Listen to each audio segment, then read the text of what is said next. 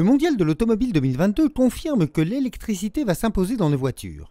La loi l'oblige et les constructeurs y travaillent. En tout cas, il y a une réglementation et donc nous suivons cette réglementation. En 2035, tout véhicule devra être électrique. À partir de 2024, pour DS, tous les nouveaux lancements seront 100% électriques.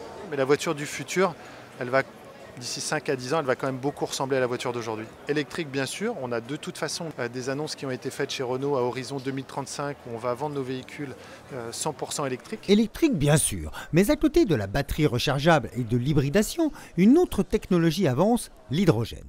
L'hydrogène est un gaz qui, combiné à l'oxygène de l'air dans une pile à combustible, produit chimiquement de l'électricité stockée dans une batterie alimentant un moteur électrique, bien sûr. Opium croit en cette option avec un très séduisant prototype futuriste. Vous avez derrière vous la voiture d'Opium, qui est donc une voiture à hydrogène.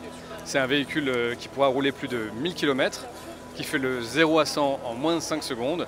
Et c'est français, c'est développé en France, et ça a vocation à être commercialisé fin 2025. L'industrialisation aura vocation à se passer en Normandie, pour à la fois assembler le véhicule et développer tout le système énergétique autour de la pile. C'est une filière d'avenir pour l'automobile, c'est sûr, pour les véhicules, c'est une filière d'avenir évidemment aussi pour les cars, les bus, pour la mobilité en général, pour les avions demain peut-être, le maritime assurément. Et en France, on est bien positionné pour en faire un vrai secteur de prospérité. Nemix l'espère aussi avec une voiture tout aussi élégante et un système très innovant. Nemix, c'est deux projets en un. C'est à la fois une marque automobile premium et un nouveau système de recharge pour l'hydrogène. Les stations hydrogène coûtent assez cher à construire et à implémenter dans le territoire. Ça, c'est un des freins majeurs du développement de l'hydrogène en France comme en Europe. Et on a pensé à ce système de capsules.